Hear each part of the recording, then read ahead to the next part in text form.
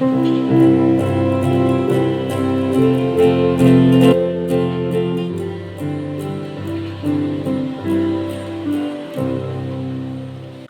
പരിശുദ്ധ നാമം വാഴ്ത്തപ്പെടുമാറാകട്ടെ. ഇന്നത്തെ അല്പസമയത്തെ ചിന്തയ്ക്ക് അടിസ്ഥാനമായി അപ്പോസ്തലനായ വിശുദ്ധ പൗലോസ് തീത്തോസിന് എഴുതിയ ലേഖനം 2-ാം അധ്യായം അതിലെ 12-13 വാക്യങ്ങൾ നമുക്ക് വായിക്കാം.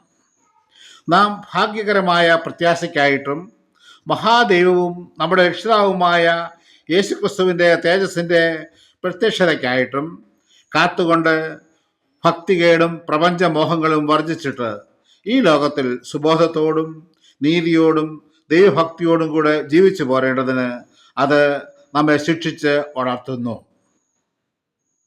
വീണ്ടും വരുന്നവനായ യേശുക്രിസ്തുവിൻ്റെ നാമത്തിൽ എല്ലാവർക്കും എൻ്റെ സ്നേഹവന്ദനങ്ങൾ. ദൈവജനത്തിൻ്റെ ഭാഗ്യകരമായ പ്രത്യാശയെക്കുറിച്ച് ചുരുക്കമായി ചിന്തിക്കുവാൻ ഈ സമയം നമുക്ക് ഉപയോഗിക്കാം. ക്രിസ്തീയ ജീവിതത്തെ ഉറപ്പിച്ചു നിർത്തുന്ന ശക്തിയാണ് പ്രത്യാശ.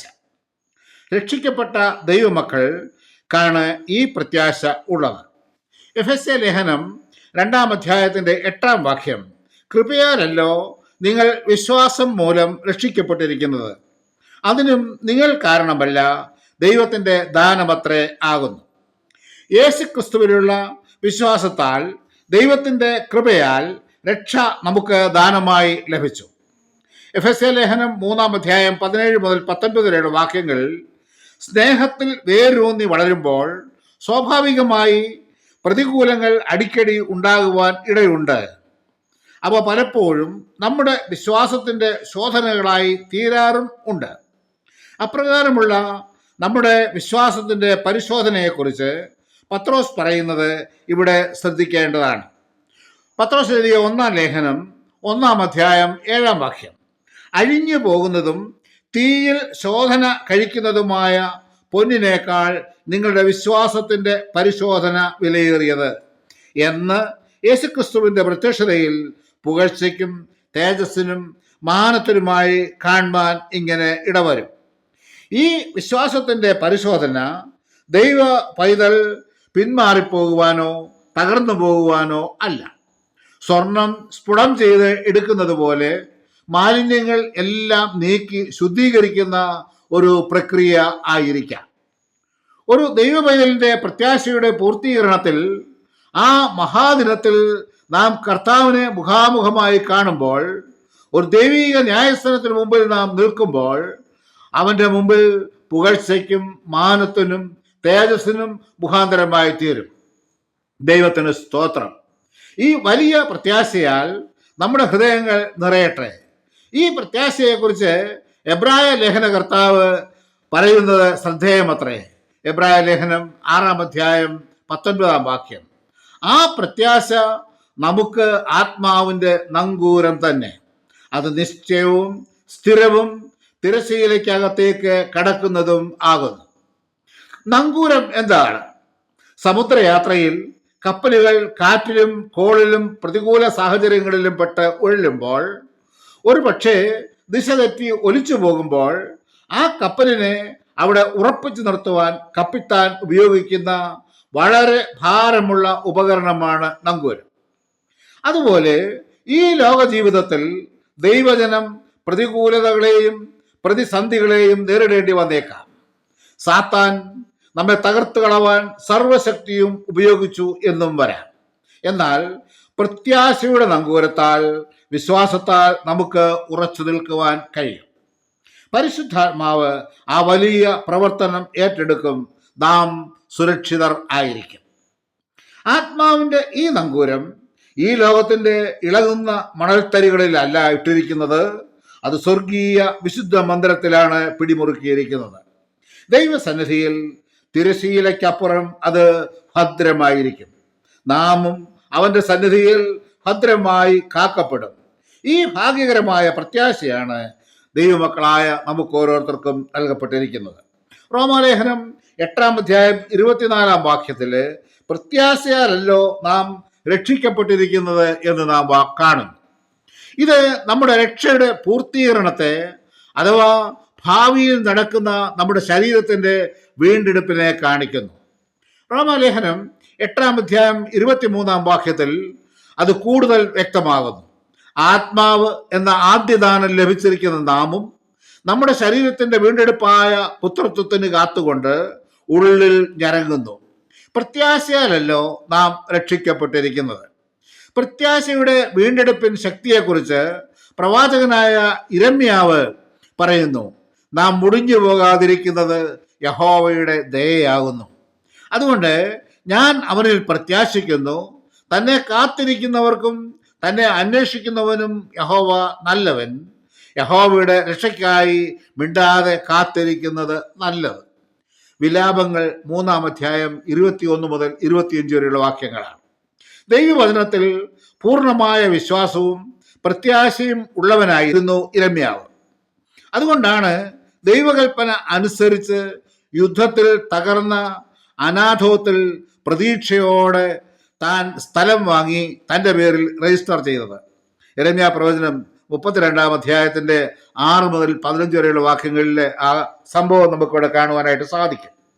കാരണം ദൈവം തന്നോട് കൽപ്പിച്ചപ്പോൾ ആ ദൈവകൽപ്പനയിൽ അടിയുറച്ച് വിശ്വസിച്ചുകൊണ്ട് യുദ്ധത്തിൽ തകർന്ന് തരിപ്പണമായി തീർന്നിരിക്കുന്ന ആ മരുഭൂമിയിൽ താൻ തൻ്റെ പേരിൽ സ്വന്തം ആയിട്ട് സ്ഥലം വാങ്ങി രജിസ്റ്റർ ചെയ്തു നമ്മൾ കാണുന്നു. എന്താണ് പ്രത്യാശ?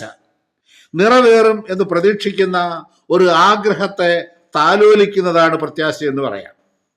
അഥവാ നിറവേറപ്പെടുന്നുമെന്ന് പ്രതീക്ഷയാണ് പ്രത്യാശ.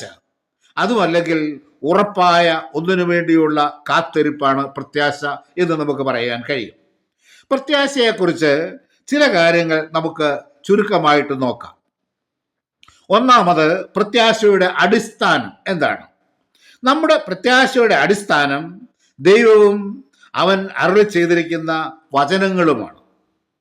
1 പത്രോസ് 2:6, ഞാൻ ശ്രേഷ്ഠവും മാന്യവുമായ ഒരു മൂലക്കല്ല് സിയോനിൽ ഇടുന്നു, അവനിൽ വിശ്വസിക്കുന്നവൻ ലജ്ജിച്ചു പോകയില്ല എന്ന് തിരുവെഴുത്തിൽ കാണുന്നുവല്ലോ.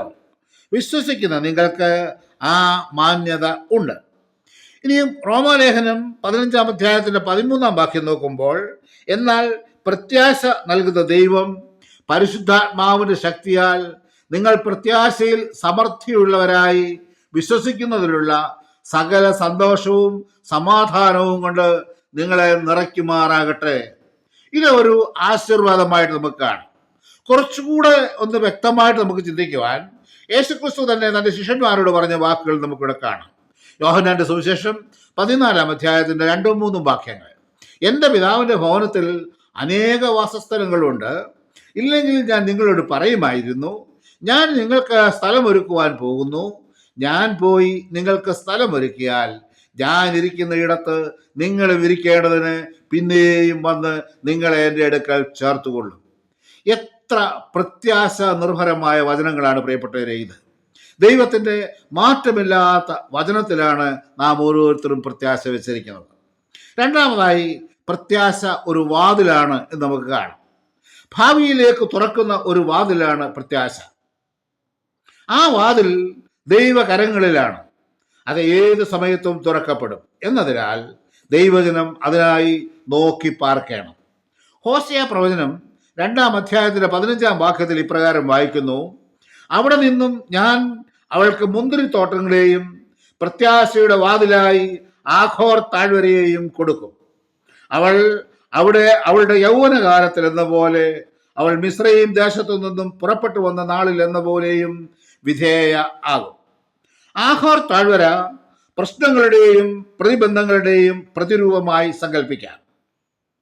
അത് പ്രത്യാശയുടെ വാതിലാക്കാം എന്നാണ് ദൈവത്തിൻ്റെ വാഗ്ദാനം. മൂന്നാമതായി, പ്രത്യാശ പ്രതിസന്ധികളെ നേരിടുകയും വിജയിക്കുകയും ചെയ്യും. വിശ്വാസത്തിന് പരിശോധനയുള്ളതുപോലെ തന്നെ പ്രത്യാശയ്ക്കും പരിശോധനയുണ്ട്. ഉദാഹരണമായി അബ്രഹാമിന്റെ ജീവിതത്തിലേക്ക് നമുക്കൊന്ന് നോക്കാം. ഒരു മകൻ ഉണ്ടാകുമെന്ന പ്രത്യാശ അബ്രഹാമിനോ സാറയ്ക്കോ ഉണ്ടായിരുന്നില്ല എന്ന് നമുക്ക് കാണുവാനായിട്ട് സാധിക്കും. എന്നാൽ ദൈവം അവരോട് പറഞ്ഞു അവർക്ക് ഒരു മകൻ ഉണ്ടാകുമെന്ന്. അബ്രഹാം ആശയ്ക്ക് അല്ലെങ്കിൽ പ്രത്യാശയ്ക്ക് വിരോധമായി ആശയോടെ പ്രത്യാശയോട് വിശ്വസിച്ചു. റോമാലേഖനം 4:18 ഇങ്ങനെ വായിക്കുന്നത്, നിന്റെ സന്തതി ഇവണ്ണമാകുമെന്ന് അരുളി ചെയ്തിരിക്കുന്നത് പോലെ താൻ ബഹുജാതികൾക്ക് പിതാവാകും എന്ന് അവൻ ആശയ്ക്ക് വിരോധമായി ആശയോടെ വിശ്വസിച്ചു. ആശയ്ക്ക് വിരോധമായി ആശയോടെ എന്ന പ്രയോഗം ശ്രദ്ധേയമാണ്. മാനുഷികമായി അസംഭവ്യമാണെങ്കിലും ദൈവത്തിന് അസാധ്യമായിട്ട് ഒന്നുമില്ല എന്ന വിശ്വാസമാണ് അത്. നീണ്ട 25 വർഷങ്ങൾ അബ്രഹാം കാത്തിരുന്നു. അബ്രഹാമിന് ശാരീരികമായ കഴിവുകൾ ഉണ്ടെങ്കിൽ അത് നിശേഷം ഇല്ലാതെയാകുവോളം ദൈവവും കാത്തിരുന്നു എന്ന് നമുക്ക് കാണാം. കാരണം ഇത് യഹോവയാൽ മാത്രം സംഭവിച്ചു എന്ന് വരേണ്ടതാണ് കാരണം. നമുക്കറിയാം, പല ആളുകളും ഈ നാടുകളിലെ ഈ രോഗത്തിനും പ്രശ്നങ്ങളും വരുമ്പോഴേ പ്രാർത്ഥിക്കാനായിട്ട് പറയാറുണ്ട്. നമ്മൾ പലരും അങ്ങനെയുള്ള വിഷയങ്ങൾ ഏറ്റെടുത്ത് പ്രാർത്ഥിക്കാറുമുണ്ടല്ലോ. എന്നാൽ രോഗശാന്തി ലഭിച്ച് ആശ്വാസം ലഭിച്ചാൽ ഉടനെ പലപ്പോഴും അവരുടെ വായിൽ നിന്ന് വരുന്നത് എന്താ പറയാമോ, ഞാൻ പോയിരുന്ന ഹോസ്പിറ്റല് ഏറ്റവും ശ്രേഷ്ഠമായ ഒരു ഹോസ്പിറ്റലായിരുന്നു, അവിടുത്തെ ചീഫ് ആയിട്ടുള്ള ഡോക്ടർ ഭയങ്കര തിരക്കുള്ള മനുഷ്യനാണ്, അദ്ദേഹമാണ് എന്നെ ചികിത്സിച്ചത്, അദ്ദേഹത്തിൻ്റെ ചികിത്സയാൽ എനിക്ക് പൂർണ്ണ സൗഖ്യം ലഭിച്ചു. നോക്കണം പ്രിയപ്പെട്ടവരെ, പലപ്പോഴും ഇതാണ് ദൈവത്തിൻ്റെ മഹത്വം മറ്റുള്ളവർക്ക് വേണ്ടി വിഭജിക്കപ്പെടുന്നതായിട്ട് നമ്മൾ കാണും. ഇതുകൊണ്ടാണ് അബ്രഹാമിൻ്റെ ജീവിതത്തിൽ നീണ്ട 25 വർഷങ്ങൾ കർത്താവ് ദൈവത്തോട് തള്ളപ്പെട്ടു വിടുന്നത്. അതുകൊണ്ടാണ്. കാരണം അബ്രഹാമിൻ്റെ ശക്തിയല്ല, സ്വർഗത്തിലെ ദൈവം ആണ് അവനത് നൽകുന്നത് എന്ന് ഉറപ്പാക്കത്തക്കവണ്ണം അതിന് കാത്തിരിക്കുന്നതായിട്ട് നമുക്ക് കാണുവാൻ സാധിക്കും. അബ്രഹാമിൻ്റെ പ്രത്യാശ അനേക പ്രതിസന്ധികളെ നേരിട്ടു.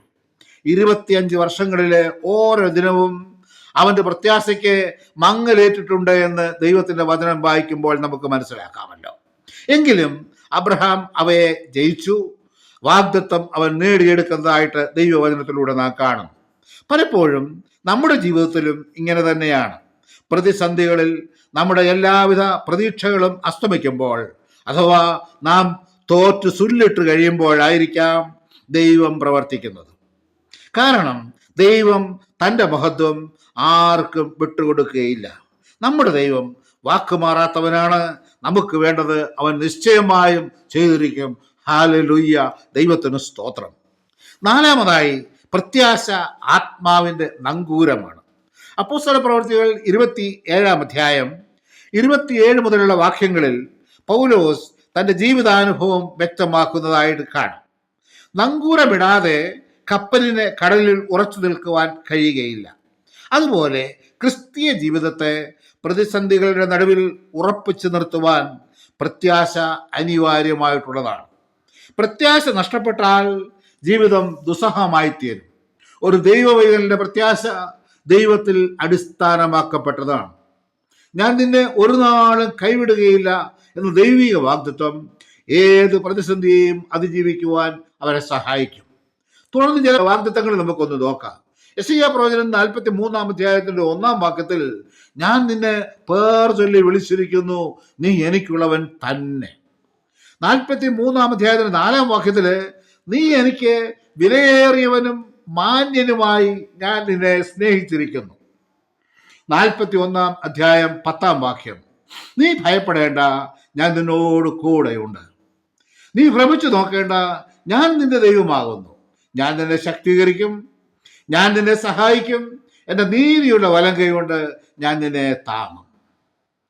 55-ാം സങ്കീർത്തനത്തിന്റെ 22-ാം വാക്യത്തില്, നിന്റെ ഭാരം യഹോവയുടെ മേൽ വെച്ചുകൊള്ളുക, അവൻ നിന്നെ പുലർത്തും. 145-ാം സങ്കീർത്തനത്തിന്റെ 18-ാം വാക്യത്തില്, യഹോവ തന്നെ വിളിച്ചപേക്ഷിക്കുന്ന ഏവർക്കും, സത്യമായി തന്നെ വിളിച്ചപേക്ഷിക്കുന്ന ഏവർക്കും സമീപസ്ഥനാകുന്നു. പുറപ്പാട് പുസ്തകം 15-ന്റെ 26-ാം വാക്യം വായിക്കുമ്പോൾ, ഞാൻ നിന്നെ സൗഖ്യമാക്കുന്ന യഹോവ ആകുന്നു എന്ന് നാം ഇവിടെ കാണുന്നു. 103-ാം സങ്കീർത്തനത്തിന്റെ 3-ാം വാക്യത്തിൽ, അവൻ നിന്റെ അകൃത്യമൊക്കെയും മോചിക്കുന്നു, നിന്റെ സകല രോഗങ്ങളെയും സൗഖ്യമാക്കുന്നു എന്ന് നാം വായിക്കുന്നു. ഫിലിപ്പിയ ലേഖനം 4-ാം അധ്യായത്തിന്റെ 19-ാം വാക്യം, എൻ്റെ ദൈവമോ നിങ്ങളുടെ ബുദ്ധിമുട്ടൊക്കെയും മഹത്വത്തോടെ തൻ്റെ ധനത്തിനൊത്തവണ്ണം ക്രിസ്തുവേശുവിൽ പൂർണ്ണമായി തീർത്തു തരും. ഇങ്ങനെ എത്രയെത്ര വാഗ്ദത്തങ്ങളാണ് ദൈവം നമുക്ക് നൽകിയിരിക്കുന്നത്. പ്രിയപ്പെട്ടവരെ, ഈ പ്രത്യാശാവചനങ്ങൾ നമ്മുടെ ഈ മരുഭൂ പ്രയാണത്തിൽ നമ്മെ വിജയകരമായി നടത്തുക തന്നെ ചെയ്യും. പ്രത്യാശയോട് വിശ്വാസത്തോട് നമുക്ക് മുന്നേറാം. 5-മതായി, നാം കാത്തിരിക്കുന്ന പ്രത്യാശ എന്താണ്? ദൈവജനം കാത്തിരിക്കുന്ന പ്രത്യാശയെ പത്രോസ് അപ്പോസ്തലൻ ജീവനുള്ള പ്രത്യാശ എന്നാണ് വിവക്ഷിക്കുന്നത്. 1 പത്രോസ് 1:3. അത് അന്ത്യകാലത്ത് വെളിപ്പെടുന്ന പ്രത്യാശ ആണ്. ക്രിസ്തുവിന്റെ പ്രത്യക്ഷതയും നമ്മുടെ രക്ഷയുടെ പൂർത്തീകരണവുമാണ് നാം പ്രത്യാശിക്കുന്നത്. 1 പത്രോസ് 1:13 ആകയാൽ നിങ്ങളുടെ മനസ്സ് ഉറപ്പിച്ച് നിർമ്മതരായി യേശു ക്രിസ്തുവിന്റെ പ്രത്യക്ഷതയെങ്കിൽ നിങ്ങൾക്ക് വരുവാനുള്ള കൃപയിൽ പൂർണ്ണ പ്രത്യാശ വെച്ചുകൊള്ളുവേ. പൂർണ്ണ പ്രത്യാശ വെച്ചുകൊള്ളുവാൻ അപ്പോസ്തലൻ ഇവിടെ ആഹ്വാനം ചെയ്യുകയാണ്. പൗലോസ് അതിനെ ഭാഗ്യകരമായ പ്രത്യാശ എന്നാണ് വിളിക്കുന്നത്. അത് നമ്മൾ തീത്തോസ് 2-ാം അധ്യായത്തിന് 11-12 വാക്യങ്ങളിൽ കണ്ടല്ലോ. നാം ദൈവജനം പൂർണ്ണ പ്രത്യാശയോട് ഈ നാടുകളിൽ കർത്താവിന്റെ വീണ്ടും വരവിനായി കാത്തിരിക്കുന്നവരാണല്ലോ. യോഹന്നാന്റെ സുവിശേഷം 14-ാം അധ്യായത്തിന്റെ 2-3 വാക്യങ്ങൾ നമ്മൾ വായിച്ചു കേട്ടു. ആ വാക്യങ്ങളിൽ യേശു പറയുന്നു, ഞാൻ ഇരിക്കുന്നിടത്ത് നിങ്ങളും ഇരിക്കേണ്ടതിന് പിന്നെയും വന്ന് നിങ്ങളെ എൻ്റെ അടുക്കൽ ചേർത്തുകൊള്ളുമെന്ന്. ഇനിയും 1 തെസ്സലോനിക്ക ലേഖനം 4-ാം അധ്യായത്തിന്റെ 16-17 വാക്യങ്ങൾ നമുക്ക് വളരെ സുപരിചിതമായ വാക്യമാണ്. കർത്താവ് തൻ ഗംഭീരനാദത്തോടും പ്രധാന ദൂതന്റെ ശബ്ദത്തോടും ദൈവത്തിന്റെ കാഹളത്തോടും കൂടെ സ്വർഗത്തിൽ നിന്ന് ഇറങ്ങി വരികയും ക്രിസ്തുവിൽ മരിച്ചവർ മുമ്പേ ഉയർത്തെഴുന്നേൽക്കുകയും ചെയ്യും. പിന്നെ ജീവനോടെ ശേഷിക്കുന്ന നാം അവരോടൊരുമിച്ച് ആകാശത്തിൽ കർത്താവിനെ എതിരേൽപ്പാൻ മേഘങ്ങളിൽ എടുക്കപ്പെടും. ഇങ്ങനെ നാം എപ്പോഴും കർത്താവിനോട് കൂടെ ഇരിക്കും. ഇതിനെക്കുറിച്ച് തന്നെ നമുക്ക് അപ്പോസ്തലനായ വിശുദ്ധ പൗലോസ് കൊരിന്ത്യർക്ക് എഴുതിയ ലേഖനത്തിൽ കാണാം. 1 കൊരിന്ത്യർ 15-51-52 വാക്യം വായിക്കുമ്പോൾ അവിടെ താൻ പറയുകയാണ്, ഞാനൊരു മർമ്മം നിങ്ങളോട് പറയാം, നാം എല്ലാവരും നിദ്ര കൊള്ളുകയില്ല, എന്നാൽ അന്ത്യകാഹളനാദത്തിങ്കൽ പെട്ടെന്ന് കണ്ണുമയ്ക്കുന്നതിനിടയിൽ നാം എല്ലാവരും രൂപാന്തരപ്പെടുകയും ചെയ്യും. പൗലോസ് ഇവിടെ പറയുന്നത്, കർത്താവിന്റെ കാഹളം ആകാശത്തിൽ മുഴങ്ങുമ്പോൾ, കർത്താവ് മധ്യാകാശത്തിലേക്ക് വരുമ്പോൾ ഈ ഭൂമിയിൽ മരിച്ച് അടക്കപ്പെട്ടതായ വിശുദ്ധന്മാരൊക്കെയും ക്ഷണനേരം കൊണ്ട് ഉയർത്തെഴുന്നേൽക്കും. ഇവിടെ കയറി വരുവീന്നുള്ള കർത്താവിന്റെ ഗംഭീര സ്വരം അവരുടെ കാതുകളിൽ പ്രതിധ്വനിക്കും. ആത്മാവ്, നമുക്കറിയാം, ഒരു ദൈവ പൈതൽ മരിച്ചാൽ അവന്റെ ആത്മാവ് പർദീസയിൽ സുരക്ഷിതമായിരിക്കുകയാണ്, ദൈവിക പർദീസയിൽ. അത് ആ കുഴിമാടത്തിലേക്ക് എന്ന് അവന്റെ ശരീരത്തെ ഉയർപ്പിച്ച് യേശുവിന്റെ ശരീരത്തിന് സമാനമായ തേജസ്കരിക്കപ്പെട്ട ശരീരമായി അവരെ കർത്താവിനെ എതിരേൽക്കുവാൻ മധ്യാകാശത്തിലേക്ക് ഉയർന്നു പോകും. അവരോടൊന്നിച്ച് അന്ന് ജീവനോട് ശേഷിക്കുന്ന നാം, അവരെക്കുറിച്ചാണ് അപ്പോസ്തലനായ പൗലോസ് കൊരിന്ത്യ ലേഖനം നമ്മൾ വായിച്ചു കേട്ട ഭാഗത്ത് പറയുന്നത്.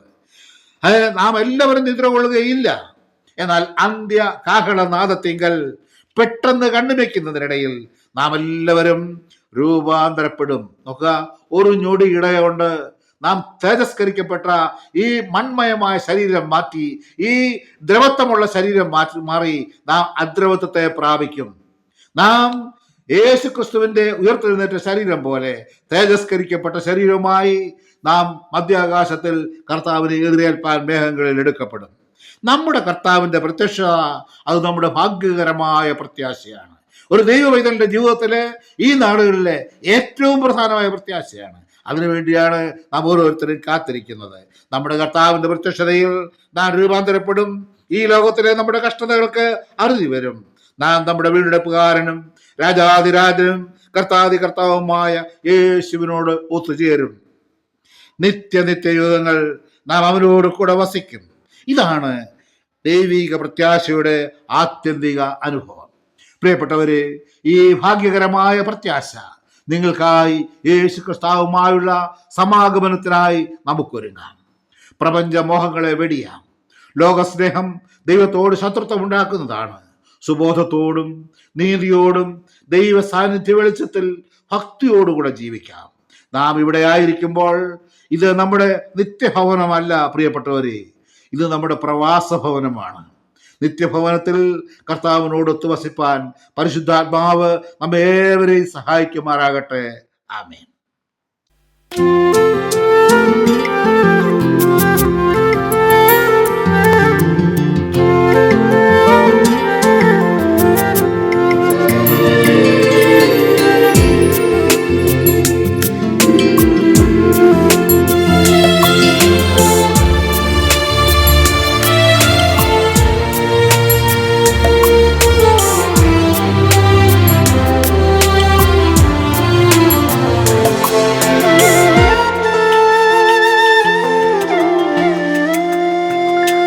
എല്ലാ നാവും പാടി വാഴ്ത്തും ആരാധ്യനാം യേശുവേ. സ്തോത്രയാഗം അർപ്പിച്ചെന്നും നിന്നെ വാഴ്ത്തി സ്തുതിച്ചിടുന്നു. സ്തോത്രയാഗം അർപ്പിച്ചെന്നും നിന്നെ വാഴ്ത്തി സ്തുതിച്ചിടുന്നു. യോഗ്യൻ നീ യേശുവേ, സ്തുതികൾക്കു യോഗ്യൻ നീ. യോഗ്യൻ നീ, യോഗ്യൻ നീ, ദൈവ കുഞ്ഞാടേ നീ യോഗ്യൻ.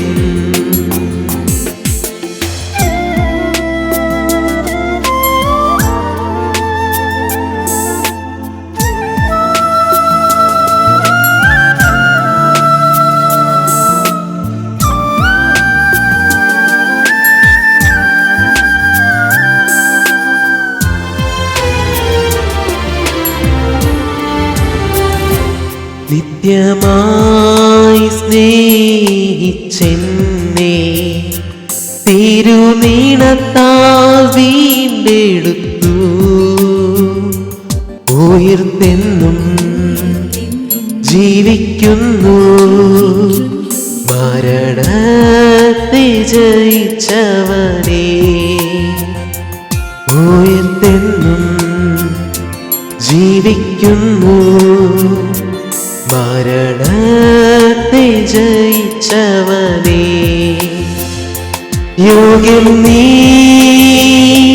യേശുവേ, സ്തുതികൾക്കു യോഗ്യൻ നീ.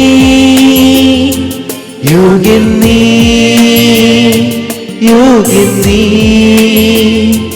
ദൈവ കുഞ്ഞാടേ നീ യോഗ്യൻ.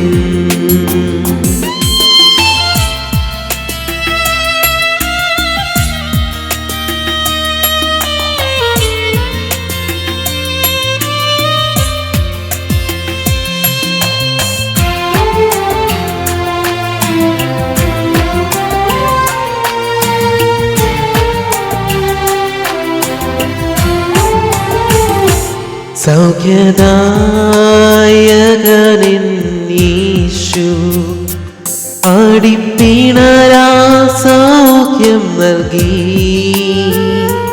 ആശ്രയം നീ എന്റെ നാഥ, എത്ര മാധുര്യം ജീവിതത്തിൽ. ആശ്രയം നീ എന്റെ നാഥ, എത്ര മാധുര്യം ജീവിതത്തിൽ. യോഗ്യൻ നീ യേശുവേ, സ്തുതികൾക്കു യോഗ്യൻ നീ. യോഗ്യൻ നീ, യോഗ്യൻ നീ, ദൈവ കുഞ്ഞാടേ നീ യോഗ്യൻ. യോഗ്യൻ നീ യേശുവേ, സ്തുതികൾക്കു യോഗ്യൻ നീ. യോഗ്യൻ നീ,